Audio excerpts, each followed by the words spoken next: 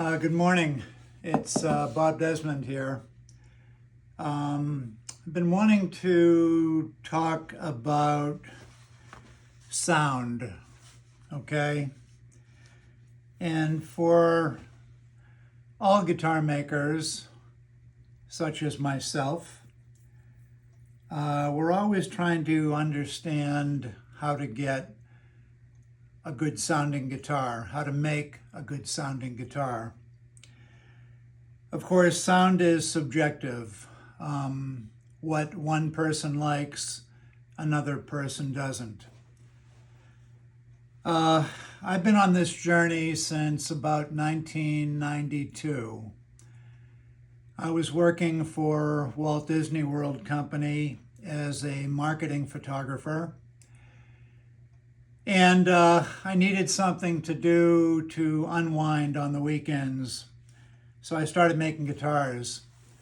Made my first one in high school back around 1972.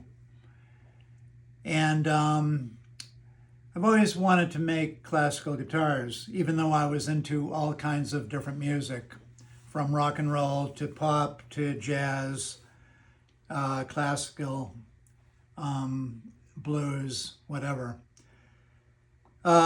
Something about the classical guitar really appealed to me when I was about 17, when I started playing guitar. And go back a little further, I was born a musician and an artist. My father, my biological father, was a professional jazz guitar player in the Boston area. And I only found this out in 2018. It's a long story. I won't go into it. He was also a fine woodworker. And of course, this is what I became: a professional photographer, a woodworker, and a musician, of course, and ultimately a guitar maker. I was born with the ability to draw and paint and all that. But I fell in love with guitar making in about 1992. I started making my first real guitar while I was working at Disney. I was making my guitar on the weekends. And anyway, one day I had just started making the guitar. I was maybe a month into it. I went to a concert at the University of Central Florida, and I met a prominent guitar maker, classical guitar maker, the great Manuel Velasquez. And totally by accident, I didn't even know who he was, actually. And shame on me, but I didn't. And anyway, I met him and we started talking, and he invited me to his workshop. And from that point, I spent the next 17 years visiting him fairly regularly. He lived about 25 miles from me. So anyway, I won't go into all this stuff, but I was heavily influenced by Manuel Velasquez. He built in the Hermann Hauser school. He built in that style. And one thing, Manuel taught me a lot, but one thing he would not share with me was how to graduate a classical guitar soundboard. And he wouldn't share with me how to make a rosette. Other than that, he shared most everything else with me. He was very gracious. But he did have a few secrets. And so I went on my journey trying to find out how to make a good sounding guitar. It was evident in the early beginnings of my guitar making journey that I was a craftsman. I had the ability to be a good craftsman. That was evident quite early on. But as far as understanding acoustics as pertaining to the classical guitar, I really had to go on a journey. And I started studying every well-known guitar maker's guitar that I could get my hands on. In those days, I had no way to measure the thickness of a soundboard. I just had my fingers and intuition, tapping, etc. It wasn't until 10 years ago that I finally got a digital measuring device where I could measure the thickness of any soundboard or the sides or backs on any guitar that came into my workshop for repair or restoration. So anyway, I of course always measured guitars and looked at the bracing, studied them. I got caught up in the Torres design, the Spanish design, thin soundboards, thicker back, average thickness sides. And I made those kind of guitars for about 20 years. I always experimented. I learned that from the great late Robert Ruck, who was very helpful to me in the beginning. This is going to be a rather long video because I'm basically going to share with you all what I've learned sound-wise. This is the secret stuff that no guitar maker will tell you about because most of them are too afraid to share their secrets. I'm not. I believe it should be shared, and you can take it for what it's worth. But in any event, what I've learned in guitar making is I've learned a few things. And back about 2016, I bought a Hauser guitar. And see if you can see that. Bought a Hauser guitar and I bought a Friedrich guitar. They were totally different from each other. They cost a lot of money. I studied them both in detail, measured them, and really tried to get to understand what was going on. They could not have been more different from each other. I loved the magic of the Friedrich, and however, I loved the beautiful quality of tone out of the Hauser. My Hauser was a 1971 Hermann Hauser II. My Friedrich was a 1978. The top on my Hauser was astonishingly 3.5 millimeters thick. It was German spruce, Bavarian spruce. It did not deviate too much from 3.5. It got a little bit thinner on the lower bout, maybe down to 3.1. That was a very, very good sounding guitar, one of the best I've ever heard. On the other hand, on the other side of the coin, my Friedrich had a very thin top, 1.6 millimeters under the bridge, quite thin. And it didn't get any thicker than about 2.1 millimeters. As a matter of fact, it was thicker on the periphery than it was under the bridge. That guitar was magical, however, the trebles were thin and not particularly loud.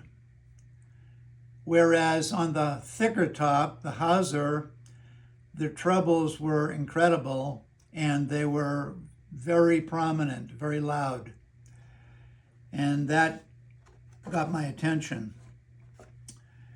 Now, I had a bunch of Desmond guitars in stock because I haven't been selling them on purpose. I've been holding on to them for about the last 8 years, something like that.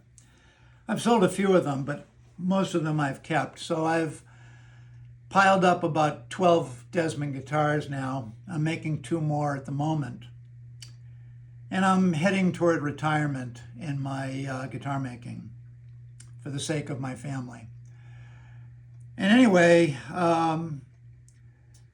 most of my career, I was making, my guitar making career, I was making classical guitars that were in the soundboards were in the 2.3 to 2.4 millimeter area, and they would thin down around the edges, lower bout mainly. They'd thin down to as thin as 1.6, 1.7, 1.8, depending on what sound I was trying to achieve. And I made some very magical sounding guitars. However, I was never really happy with the trebles. I could never really get those trebles that Manuel Velasquez used to share with me on his guitars. So I started experimenting a lot in the last 10 years. I made some partial double top guitars. I made three of those. I made three of those. And they were very successful. They were thick tops, only on the bass side of the soundboard, I put Nomex in there. But I kept the tops thick because I liked that Hauser sound. And I was bracing my guitars with curved harmonic braces, like these. My harmonic bar was no longer straight. It was like my Hauser 2, curved. These are laminated, by the way, Engelmann spruce. Very lightweight and very strong. But anyway, getting back on the track, I was experimenting with thin tops, heavier sound boxes, double sides, rosewood with rosewood sides, rosewood with mahogany sides, doubled to about 4.5 millimeters. I was making these very rigid, like Greg Smallman's guitars, very rigid sound boxes. And I was putting very thin tops on them. And I came up with my own grid bracing to brace those thin tops. They were similar to Smallman's, but I didn't want to go that thin, and I didn't use lattice. I used my own grid bracing. And I varied the width of the struts, horizontal struts and vertical struts. I won't go into it all. I made some very successful guitars that way, with those thin tops. What is thin? 2.3 to 1.7, okay? Graduating to 1.7. Anyway, I loved some of those guitars. They were very good, and I still have a couple of them. But I was so blown away by my Hauser 2, and recently I had a Hauser 2 in here, another one for some repair work. I just had it here last week, and it once again reinforced with me how beautiful the tone is from these thicker tops. So what I'm talking about right now is sound, thick tops versus thin tops, different bracing, Smallman type soundboards versus double tops like Gernot Wagner, or Matthias Daman, those kind of guitars, double tops, versus traditional. So these days there's essentially three kinds of guitars, and they're all quite different from each other. Traditional guitars, Smallman type guitars, double top guitars, and I'm talking concert classical guitars. So this presents a challenge for the guitar makers, because you sort of have to decide what kind of guitars you want to make. Thankfully for me, this decision didn't have to be made until late in my guitar making career. I just turned 70 years old. I've been making guitars for I'm in my 33rd year. I did it full-time and part-time. I was juggling photography assignments.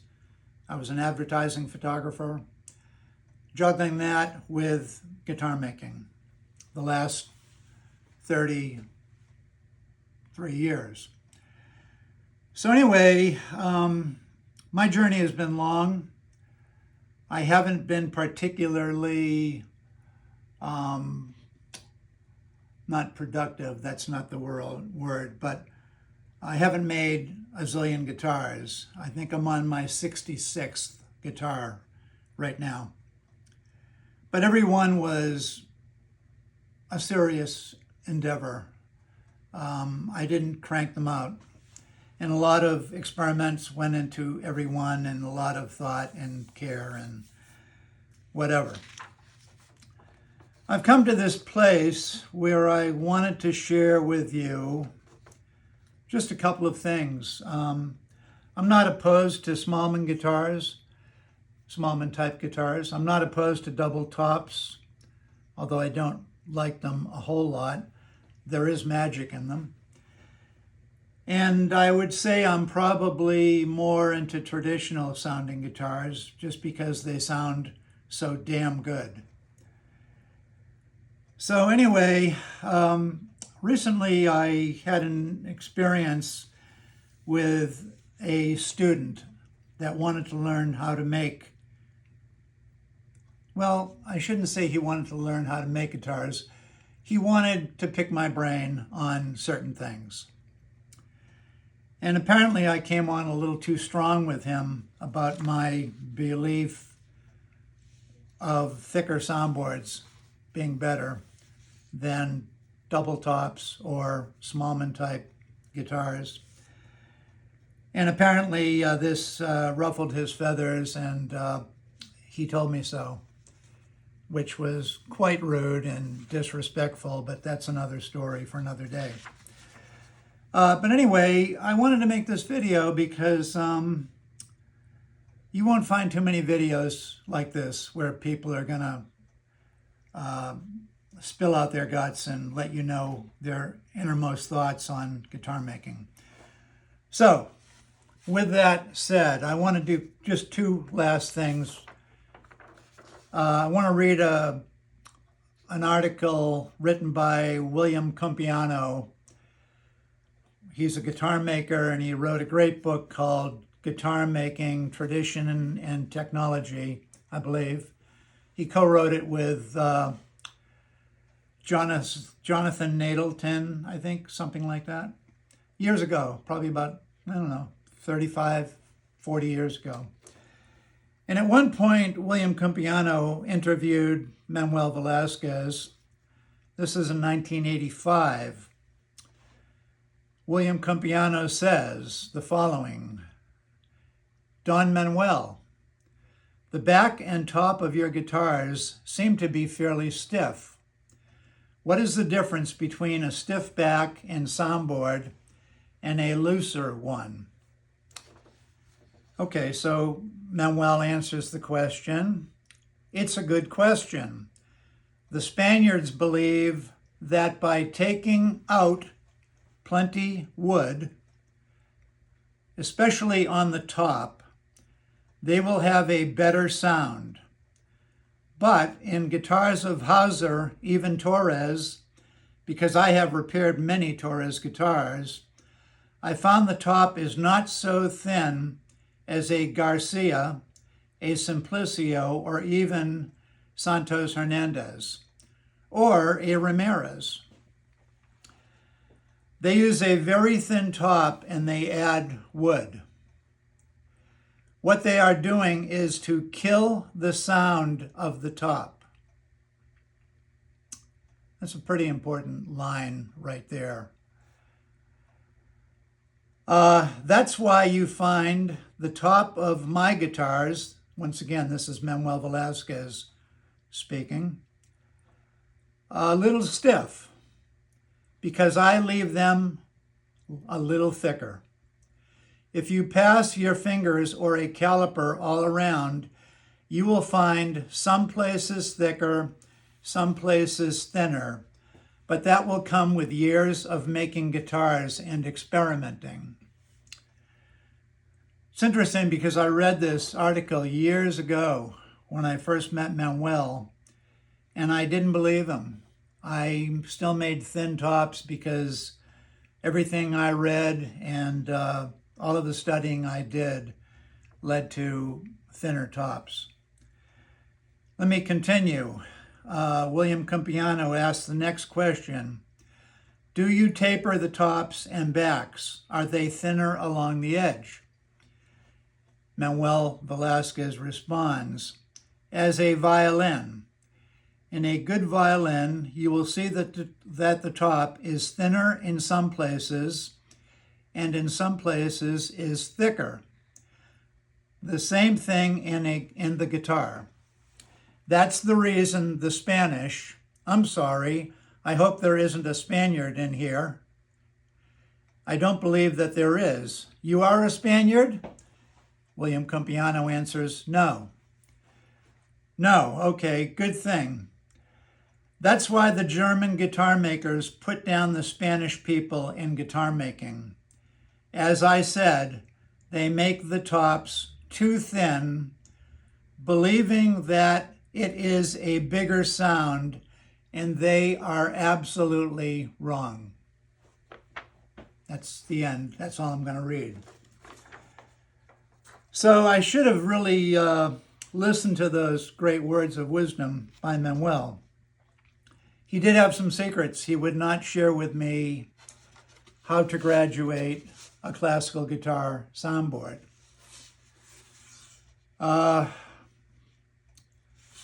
He apparently felt that I would be stealing his secret, when in fact I built 3 guitars a year, if that. In any event, and it wasn't my main income. My income came from professional photography. So what I wanted to share with you guys out there and girls, whoever sees this and whoever is interested, is what I've noticed on the thicker soundboards, because I've made several now. I've noticed that the trebles, of course, are beautiful sounding, but really what's really incredible is the loudness of the first and second string. They're twice as loud as a thin top guitar. They're twice as pure. They're twice as musical, in my opinion.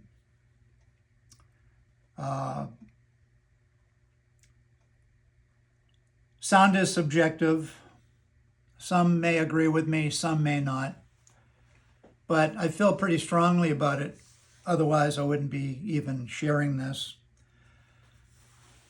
So I would challenge you all to build a soundboard. This is one of my new guitars. At the moment, this soundboard is 3.6 millimeters thick. 3.6, pretty thick. I also have a cedar soundboard here. This happens to be lighter than the spruce. It's 3.5 millimeters thick, between 3.4 and 3.5. And I have not graduated it yet. I've put in the rosette, I've brought it down to approximate thickness, and I'm about to do my graduation. These tops will not be thinner than 3.4 millimeters, most likely. I don't go just by numbers, but they are pretty reliable. They're very much like a recipe for cooking food. Some people would disagree with me because they would say that each piece of wood is different, and I would not disagree with that because it's true. But overall, the numbers don't lie.